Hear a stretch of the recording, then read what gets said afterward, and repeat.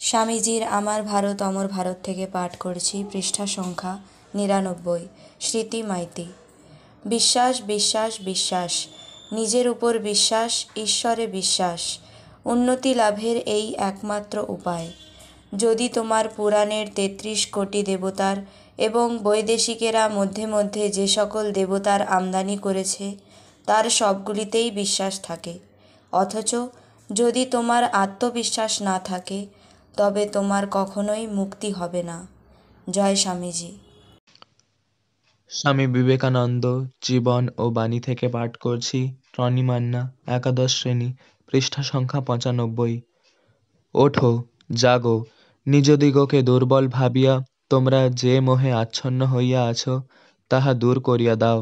কেহই প্রকৃতপক্ষে দুর্বল নহে, আত্মা অনন্ত, সর্বশক্তিমান ও সর্বজ্ঞ। ওঠো, নিজের স্বরূপ প্রকাশিত করো। তোমার ভিতর যে ভগবান রহিয়াছেন তাহাকে উচ্চৈস্বরে ঘোষণা করো, তাহাকে অস্বীকার করিও না। আমাদের জাতির ভিতর ঘোর আলস্য, দুর্বলতা ও মোহ আসিয়া পড়িয়াছে, এই মোহজাল ছিন্ন করো। জয় স্বামীজি।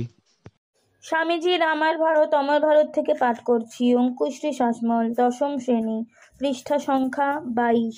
আমি দৃঢ়ভাবে বলছি, হিন্দু সমাজের উন্নতির জন্য ধর্মকে নষ্ট করবার কোনো দরকার নেই।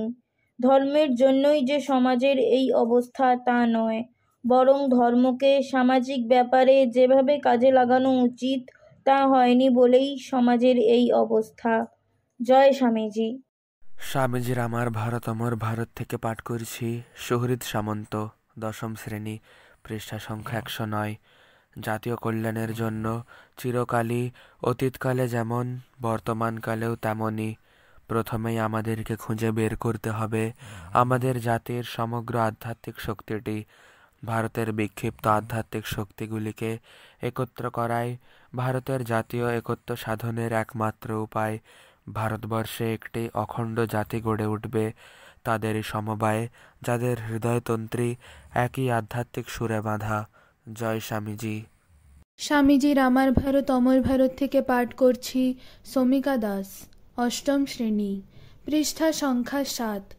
বিদেশে আসবার আগেও আমি ভারতবর্ষকে ভালোবাসতাম, কিন্তু এখন বিদেশ থেকে ফেরবার সময় মনে হচ্ছে ভারতের প্রতিটি ধূলিকণা আমার কাছে পবিত্র, ভারতের বাতাস আমার কাছে পবিত্র। ভারত আমার পুণ্যভূমি, আমার তীর্থস্থান। জয় স্বামীজি। স্বামীজির অমৃত বাণী থেকে পাঠ করছি, পৃষ্ঠা সংখ্যা ৩২। অঙ্কুশ সামন্ত, পঞ্চম শ্রেণী। আমাদের এখন প্রয়োজন শক্তি সঞ্চার। আমরা দুর্বল হয়ে পড়েছি, তোমাদের স্নায়ু সতেজ করো। আমাদের দরকার লোহার মতো পেশি ও বজ্র দৃঢ় স্নায়ু।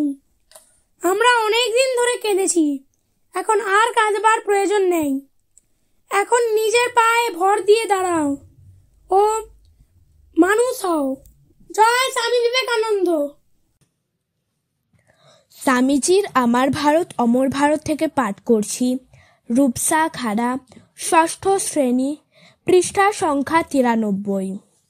যদি একজনের মনে এর সংসার নরকুণ্ডের মধ্যে একদিনও একটু আনন্দ ও শান্তি দেওয়া যায়, সেটুকুই সত্য।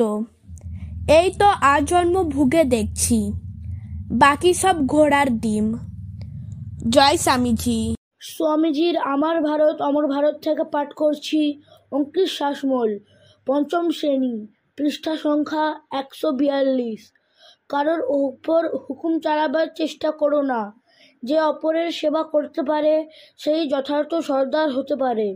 যতদিন না শরীর যাচ্ছে অকপটভাবে কাজে লেগে থাকো। আমরা কাজ চাই, নামযশ টাকা কড়ি কিছুই চাই না। জয় স্বামীজি। স্বামীজির আমার ভারত অমর ভারত থেকে পাঠ করছি, আস্থা চৌধুরী, পঞ্চম শ্রেণী, পৃষ্ঠা সংখ্যা ৮৯। তুমি যে ধার্মিক হচ্ছ তার প্রথম লক্ষণ হচ্ছে তুমি ক্রমশ হাসি খুশি হতে থাকবে। যদি কেউ গোমরা মুখে থাকে তবে তা বদ হজমের জন্য হতে পারে, কিন্তু তা ধর্ম নয়। দুঃখ কষ্টের মূলে থাকে পাপ, আর কিছু নয়। বিষণ্ণ মুখ ভয়ঙ্কর, বিষণ্ণ মেঘলা মুখ নিয়ে বাইরে যেও না। কখনো এরকম হলে সারাদিন নিজেকে ঘরে বন্ধ করে রেখো। সমাজে সংসারে এই ব্যাধি সংক্রামিত করবার তোমার কি অধিকার? জয় স্বামীজি। স্বামীজির অমৃত বাণী থেকে পাঠ করছি পৃষ্ঠা সংখ্যা 30। অপূর্ব সামন্ত, তৃতীয় শ্রেণী। সাহস অবলম্বন করুম, ভয় পেও না। আমাদের নির্ভীক হতে হবে, তবেই আমরা কাজে সিদ্ধি লাভ করব। ওঠো, জাগো, কারণ তোমাদের মাতৃভূমি এই মহাবলী প্রার্থনা করছেন। জয় স্বামী বিবেকানন্দ। স্বামীজির আমার ভারত অমর ভারত থেকে পাঠ করছি নিষ্ঠা চৌধুরী, চতুর্থ শ্রেণী, পৃষ্ঠা সংখ্যা 94। সমস্ত উপাসনার সার শুদ্ধচিত্ত হওয়া এবং অপরের কল্যাণ করা। দরিদ্র দুর্বল রোগী সবার মধ্যেই যিনি শিব দর্শন করেন, তিনি ঠিক ঠিক শিবের উপাসনা করেন। জয় স্বামীজি।